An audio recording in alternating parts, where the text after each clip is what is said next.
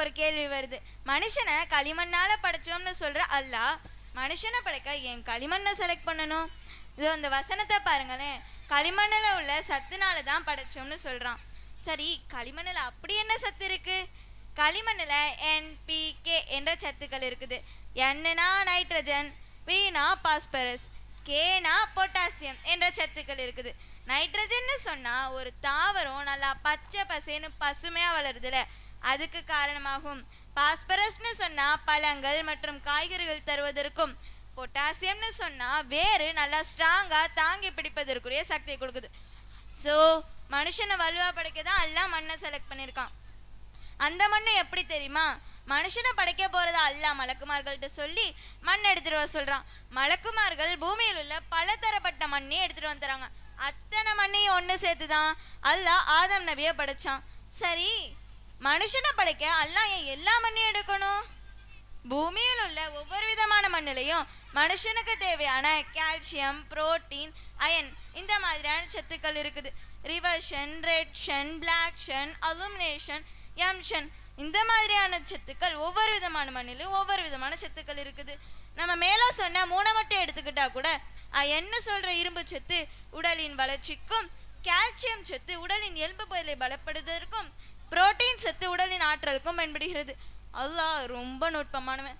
ஒரு பொருளை படைக்கிறான்னு சொன்னா அதில் பல நுட்பங்கள் இருக்கும். அடுத்த கேள்வி என்னன்னா, அணுக்கள் பேசுமா? ஆதம் நபியின் முதுகந்தண்டில் இருந்து அத்தனைவிகளா அல்லாஹ்விற்கு முன்பு இருந்தோமே, அதுதான் அணுக்கள், அதாவது உயிரணுக்கள். நாளை மறுமை நாளில் நம் எல்லாம் அல்லாஹ்விற்கு முன்பு நிற்கும் போது அல்லாஹ் நம்மிடம் கேட்பான், என்னை ஏற்றுக்கொண்ட பின்னரும் என்னை ஏன் வணங்கவில்லை, எனக்கு ஏன் கட்டுப்படவில்லை என்று கேட்பான். ஏற்றுக்கொண்ட பின்னரா? நம்ம எப்போ ஏற்றுக்கிட்டோம் அப்படின்னு மற்றவர்களுக்கு தோணும். அல்லாஹ் குரானிலே 7வது அத்தியாயத்துடன் 120 வசனத்தில் அந்த கேள்வியை கேட்கிறான். ஆதம் நபியின் முதுகந்தண்டில் இருந்து அத்தனைவிகளா அல்லாஹ்விற்கு முன்பு இருந்தோமே, அப்போ கேட்டான், அலஸ்துபி ரப்பிக்கும், நான் உங்களுடைய ரப் இல்லையா?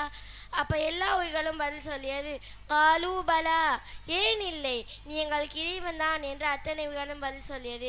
இங்கே கவனிங்க, ஆதம் நபியுடைய காலம் முதல் உலக அழிவு நாள் வரை உள்ள அத்தனைவிகளும் பதில் சொல்லியது. இப்போ அணுக்கள் பேசுமா என்ற கேள்விக்கு பதில் அணுக்கள் பேசும் என்பதுதான்.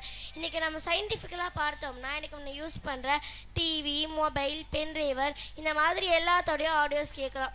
அது ஒரு சின்ன சிப்லேருந்து தான் உருவாகுது. அந்த சிப் மண்ணிலிருந்து உருவாகுது. எனவே மண்ணில் இருந்து உருவாகும் சிப் பேசும்னா மண்ணால் படைக்கப்பட்ட அணுக்கள் பேசும் தானே? அதுதான் உண்மை. 1400 வருடத்திற்கு முன்பே குரான் சொல்லிடுச்சு. அதுதான் நமக்கு சொல்லிட்டான். இதுக்கப்புறம் தான் ஒரு டவுட்டே வருது. அதை டவுட்டுன்னு சொல்கிறத விட ஏற்றுக்க முடியாத மனசில் உள்ள பாரமான ஒரு விஷயம்னு சொல்லலாம்.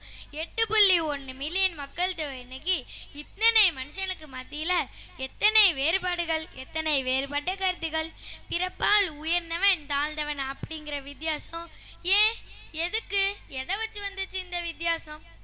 இவன் உயர்ந்தவன், இவன் தாழ்ந்தவன் அப்படிங்கிற வித்தியாசம் எல்லாம் இறைவன் வகுத்ததல்ல, மனிதன் வகுத்தது.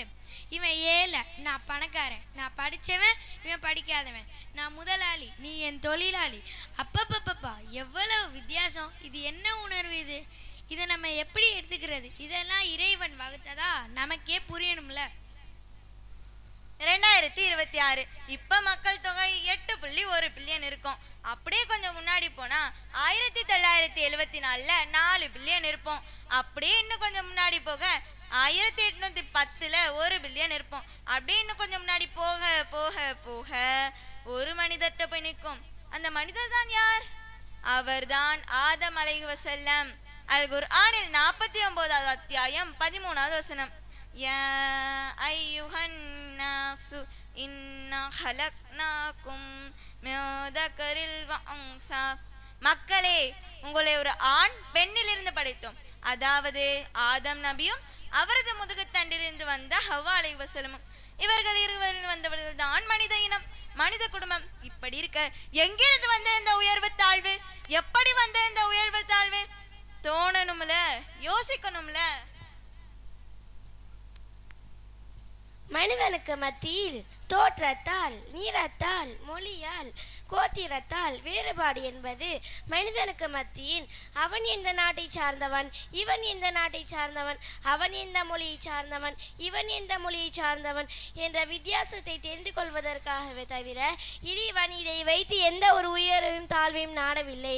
காரணம், நபி ஸல்லல்லாஹு அலைஹி வஸல்லம் கூறினார்கள், உங்களின் கருப்பரை விட வெள்ளையரோ, வெள்ளையரோ விட கருப்பரோ, அரபியை விட அரபி அல்லாதவரோ, அரபி அல்லாதவரை விட அரபியரோ உயர்ந்தவர் இல்லை. எனவே பிறப்பால் எந்த ஒரு மனிதரும் உயர்ந்தவரும் இல்லை, தாழ்ந்தவரும் இல்லை, எல்லோரும் சமமே என்பது இறைவனின் கருத்தும் நபி மொழியின் கருத்தும் என்பதை புரிந்து கொள்ளுங்கள். பிறப்பால் மனிதர்கள் உயர்ந்தவர்களும் இல்லை, தாழ்ந்தவர்களும் இல்லை, எல்லோரும் சமமே என்பதை ஆழமாய் பதித்து வைத்துக் கொள் மனிதா.